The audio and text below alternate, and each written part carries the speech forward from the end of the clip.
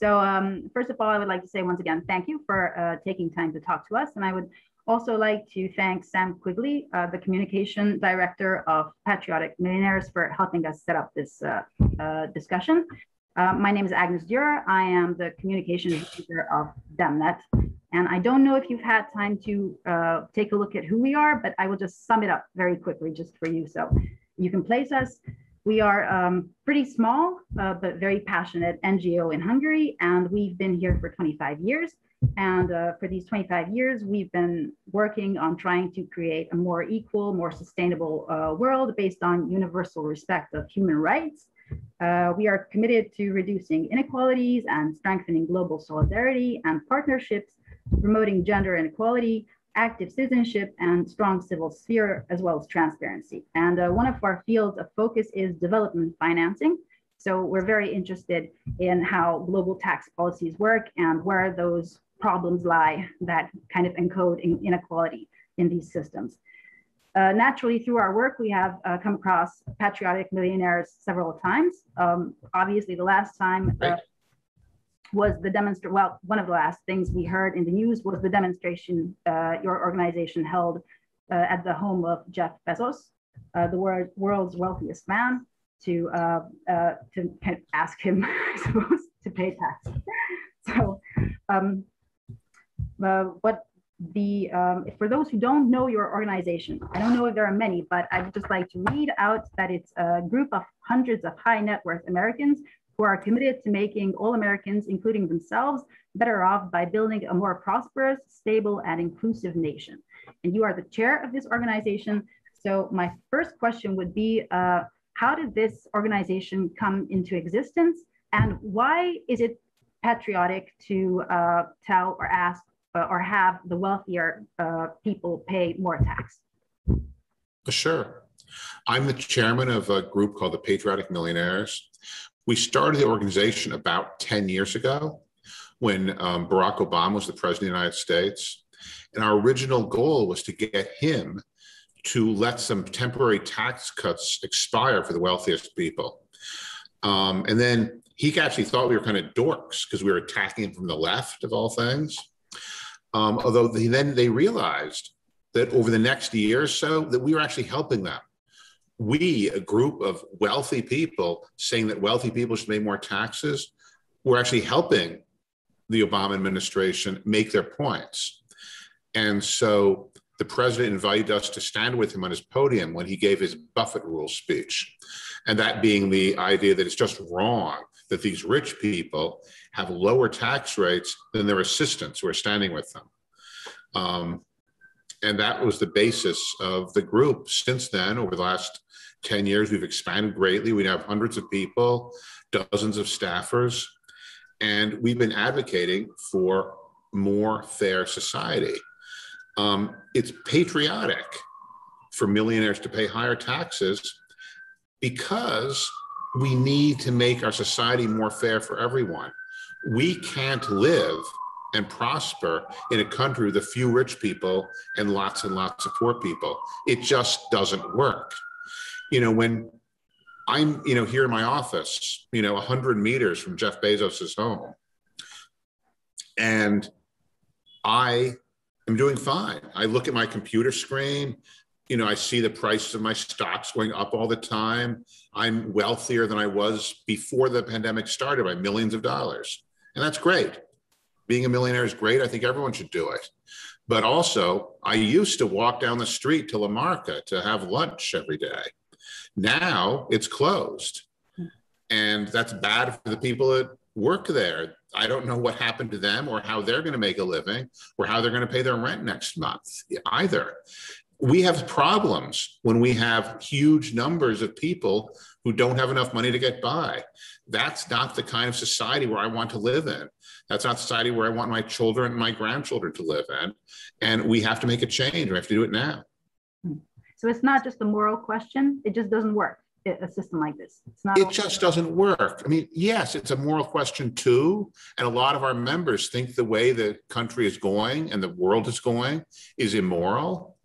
And yes, But we created the Patriotic Millionaires because we felt that the rich people have a particular point of view, a particular way of framing the argument, and a particular way of pointing out that it's not even good for the rich people in the long run. Frankly, those people who want policies that involve the rich getting richer and richer and richer and everyone else, whatever, they're killing the goose that lays the golden egg. In the long run, they're destroying society. And we have to do something about that. I read about you that you started out as a computer engineer. Is that true? Was that? I did, yeah. I thought it was amazing. I could sit in the computer lab in the basement of a building at the university and send computer programs and, you know, make things happen on other floors of the building even. It was just amazing. I love computers. So, you know, I've computers all, you know, now I use it for Zoom, but I love computers. And after that, you went into the financial sector. You went and had a career on Wall Street. Yeah, most of my career, I was using computers to solve financial problems. I was building models that connected Wall Street and Main Street, what we called securitization of mortgages. We basically had Wall Street money going to buy pools of home mortgages, lowering the interest rates for people who wanted to buy homes. And that's what I did for, frankly, a couple of decades. And that's, you know, most of my career was based around connecting Wall Street with people who want to buy homes and get mortgages. And then from then on, you went on to BlackRock, one of the biggest investment companies in the world. And that was where you experienced the credit crunch in 2008. And you stayed there for a few more years, and then you switched to becoming the chair of Patriotic Millionaires. Is that how your career evolved? Yeah, that's true. After the financial crisis in 2008, I was a managing director at BlackRock. We had a team that was hired basically by the United States government to figure out how much these bailouts were costing the taxpayers. So I spent years delving into bank balance sheets and things. And then one day I was doing some work actually in a due diligence meeting in Athens, Greece. We were working for the government, well, for the Central Bank of Greece, determining how much of a bailout their banks needed. And I, you know, during this lunch, I walked over to the window so people wouldn't see I was taking 2 chocolate puddings from the lunch buffet. And I thought I was watching a parade for a minute. And then I realized actually it was a riot, sort of moving down the street towards the parliament. And, you know, I stepped back to join these bankers who I was having lunch with. And I kind of thought to myself, was I really doing any good for the rest of the people of Greece, other than these couple of dozen bank executives whose jobs we were trying to save by getting their bank a bailout from the IMF? And a few months later, I decided I've done as much as I could for the shareholders of BlackRock, and I've been doing policy and advocacy work full-time, you know, ever since, well, the beginning of 2014. This might be a ridiculous question, but it's not harder to make ends meet with what you're doing now, is it? I mean, if financially it was an okay switch. Well, I've had the good fortune to be in the right place, the right time a few times in my career. And yeah, it's, I'm doing just fine, believe me. I mean, I may have some challenges in my life. None of them have to do with money. Right, okay. Basically, when we talk about tax, it's both a very exciting time in the US and globally, obviously, because there have been elections and the Trump administration is out, you have a new president, and you yourself and your organization have been very critical of the Trump tax code and said that it only helped the rich get richer. What is your opinion about the Biden administration? Because obviously the Biden administration has proposed about $4 trillion of new federal spendings over the next 10 years, partially funded with higher taxes on individuals and businesses, while prominent members of the House and Senate have put forth bills that include everything from the increases in capital gains and corporate income taxes to new individual and business tax credits. So is it what you were asking for? For the most part, We think what the President of the United States, President Biden, has been proposing are totally in the correct direction and totally improvements over where we have been. The basic problem with the tax code as it is now is that people who get money from their wealth, people like me, pay far lower tax rates than people like you who get a paycheck every week with money deducted from your paycheck to pay taxes. And that's just making our system more and more unequal, and it's unsustainable. And so, yeah, we're in favor of most of the proposals that we've heard from the members of Congress and from the administration. Exactly what is going to happen, I don't know. I'm not a politician, but we certainly see things are moving in the correct direction. And of course, these are only proposals. So it's up to the next few months to see whether these will be watered down or not. Is it a very intense time now, these few months? Certainly for our team, it's an extremely intense time. These things are being debated in the halls of Congress, and we are talking, and our team is helping our members talk to lots of members of Congress about these policies, about the substance of what they can do to, help improve the system here in America. And if I understand correctly, there's a campaign going on now in which you're sharing information about how the system works with ordinary everyday people through Zoom conferences, if I'm correct. Is that? Yeah, we've recently written this book, Tax the Rich. And it's a pretty good book, if I say so myself, although I may be biased. It even has pictures and cartoons and things like that in it. So it's an easy read. We recommend you get it. So everyone should read the book. If anyone wants, they can call and we'll send them an extra copy. We do PowerPoint presentations over Zoom of summaries of the book. We have meetings. We do virtual bookstore talks. We're really trying to promote these ideas. And it's amazing to people like me who this is second, this is like, we know this stuff backwards and forwards. It's amazing that this is like news to people. I was actually very surprised how popular that ProPublica article was from the other day, because I knew that all along. I knew that rich people don't pay taxes. Of course not. I mean, that's just how it works. People who get money from their labor pay taxes, not rich people. But apparently that's news to a lot of people. And so that's even more reason that we have to explain this and get this word out and make sure everyone understands this. But I suppose on the other side, there are very big lobby interests with extremely big amounts of money who can rally now to keep things as they are, to keep the wealthy or wealthier. How can individuals or NGOs counter that kind of lobby power with much less money? Well, fortunately, here in the United States, we still have a system, or at least I think we still have a system, where voters count and votes are counted. And so if people understand what's going on, they can vote for officials who will do what they want them to do. And that's the answer. I mean, we're also advocating for campaign finance reform and election reform and a few things like that also to counter political inequality. But I don't think that the last dollar is always dispositive. I think that there are times when the person with more money is not necessarily the winner every time. You also need ideas that your voters accept. And so I don't think it's a matter of us having more money on the other side. I think we need some money. We need, communications staff, and people need to write these op-eds, and people need to organize these events. And so we do need staff to help us do these things. But it's not, we don't have to match the other side dollar for dollar. Sure.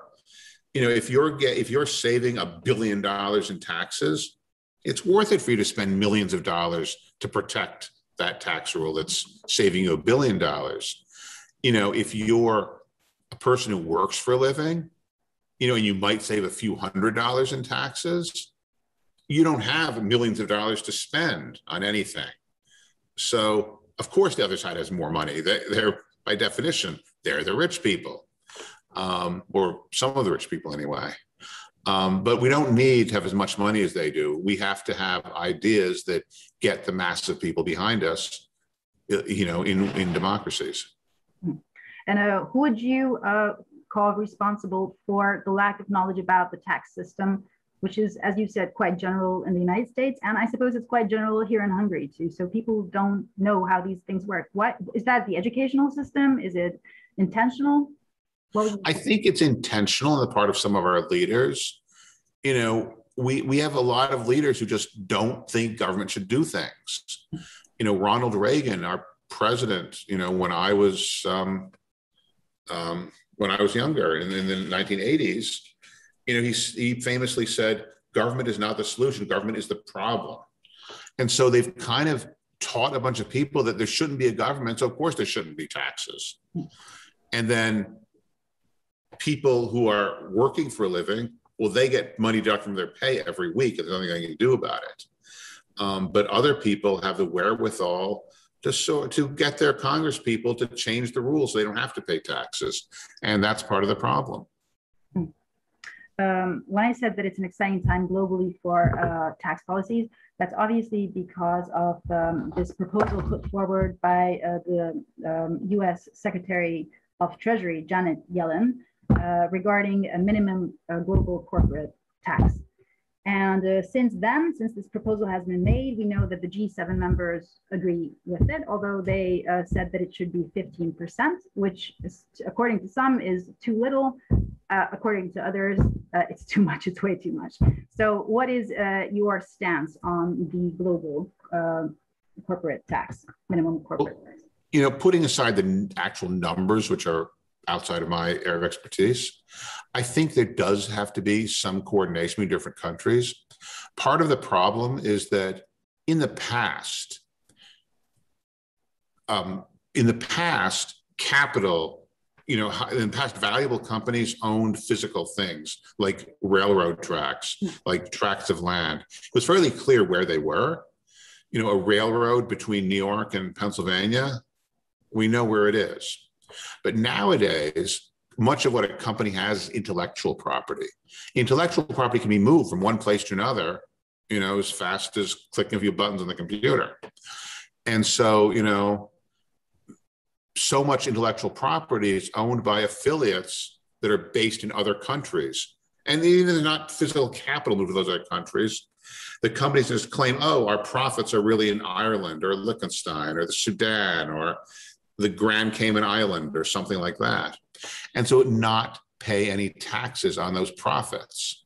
Because really, if your profit is based on some totally intellectual thing, it doesn't exist any physical place. You can say it's anywhere you want. And so I think that's why we need a global minimum tax rule, sort of end this race to the bottom of every country, thinking, oh, we have to lower our tax rates or our companies will just move to the next country. And so, yeah, I do think we need to end this race to the bottom. And as Secretary Yellen suggested, we have to have a global minimum rule on what taxes are. What do you think the consequence is on the long term if this global race to the bottom doesn't stop or isn't stopped? Well, the consequences of this global race to the bottom continues is that some companies, your mom and pop ice cream shop or your high street store are going to be paying all the taxes, but the big companies, the Google, the Facebook, the Netflix, these companies that don't have any physical thing, but just have intellectual data that's moving around through the internet, they will simply not pay any taxes because they can be in whoever wins the race to the bottom, they can just declare that as their, their home for tax purposes. And so we're ending up with more tax burden on regular people and less tax burden on the very wealthy. If I'm correct, you now have a UK coordinator. So does that mean Patriotic Millionaires is expanding its activities abroad? Yeah, we recently have a UK coordinator. Her name is Rebecca Gowland, and she is getting members together in other countries, particularly Western Europe, because they really have the same issues in Western Europe as we do here in the United States. And a few people contacted us from the United Kingdom and Denmark and asked us to help we get our techniques of advocacy going in those countries. No one from Hungary yet? I don't recall meeting anyone from Hungary, but I'd be happy to. If any Hungarians want to, they can feel free to contact us, patrioticmillionaires.org, and we will be glad to work with people in Hungary. Regarding the global minimum corporate tax, amongst the countries who oppose it is Hungary. We have very small, actually, yeah, very small corporate tax rate here. It's 9%, which is the smallest in the EU. And our Prime Minister Viktor Orban has called the proposition absurd and said that it would go against the efforts to attract foreign investment with low taxes. In fact, our finance minister said that if it was enacted, it could affect as many as 2,000 or 3,000 major companies within Hungary. And I would like to ask, do you think that they have a point, or is this kind of a myth that we've been hearing time and again? How is not how important, it must be important, tax rates when you decide where to invest money, but is it the prime component of investors deciding where to put their money? Well, I don't think it's the prime component of investors deciding where to actually do real investing. You know, if I'm building some business that sells things to people, you know, like a grocery store, I want to build that where there are people who have money. You know, because that's what I need is lots of people with enough money to pay for, I don't know, expensive organic groceries or whatever I'm trying to sell them. So I'm going to build that grocery store in New York or San Francisco or some other place where people have money. Now, on the other hand, if I'm building a business that's just totally ethereal, like say I'm building a business for people making bets on sporting events over the internet where they're never going to be anywhere, I could just say, oh, my business, it's in Hungary because it's on web servers someplace, who knows where they are. And so sure, there are certain types of businesses where that does work, but the vast majority of businesses, it does not. Okay. And it doesn't really do any good for Mr. Orban to have a business in Hungary if it doesn't actually do anything either. If it's not hiring workers, if it's not putting money into the local economy. Yes, they can declare some profits and then pay some tax on those profits in Hungary. So it might financially do some good for Hungary in increasing the coffers of the government's revenue, which may or may not be of use to the Hungarian people. But it doesn't really help build Hungary as a nation to have a company there that doesn't actually have physical operations. It keeps the country vulnerable, I suppose. That's quite true, isn't it? But yeah, I mean, I'm not really going to comment about Hungary's situation. I've never been to Hungary, although I'd be happy to go there if anyone wants. But yeah, I mean, we feel there should be not be a race to the bottom, but we feel that all the countries should have the resources to make their countries the kind of place where people want to build companies, the kind of places that have educational institutions would make people want to move there with their families and make that a desirable place to build an actual company with actual offices and workers and things like that. Not just a company that's a, you know, post office box where people collect royalty checks and, you know, intellectual property or something. In the past few years here in Hungary, we've also seen that the wealthiest are getting wealthier and the poorer are getting poorer. We have a few emerging new, very, very wealthy people. And one of them is called Mr. Lőrinc Mészáros. And recently there was an interview with him in a Hungarian news portal. And the interview itself was interesting. It was quite unique. But that's not what I wanted to talk about. What I wanted to say is that beside this article, there was a very long list of all the philanthropical activities that he had taken part in. And I would like to ask your opinion about philanthropy, about whether like when very wealthy people take part in these philanthropical activities, that kind of takes them off the hook when it comes to bearing responsibility for the financial inequalities in the system. So what is the relationship with philanthropy? Well, look, philanthropy is great. I mean, I can't comment on specific things in Hungary, but here in New York, philanthropy is great. If I wanted to raise $100 million to build a new concert hall and put someone's name on it in big gold letters, we could do that. We have lots of great philanthropists here in New York, but we also need places like sewage treatment centers. We also need schools in the areas where poor people live. We also need bridges repaired in areas that rich people don't generally drive. We need a lot of things, and we need those decisions made democratically. We know the decision made by the voters through the democratic process of what things should be done. We don't want decisions made just by the rich people of what to spend money on. That is not democratic, and that's not right. And so, no, philanthropy is great, but philanthropy does not reduce the need for the government to do things that only the government does. And we need government to have enough money to act collectively for the people. That's really what government is. It's just the people acting collectively. Are the people to have enough money to make our cities what they're supposed to be, to make them desirable places to live and to work. And no, philanthropy does not solve all problems.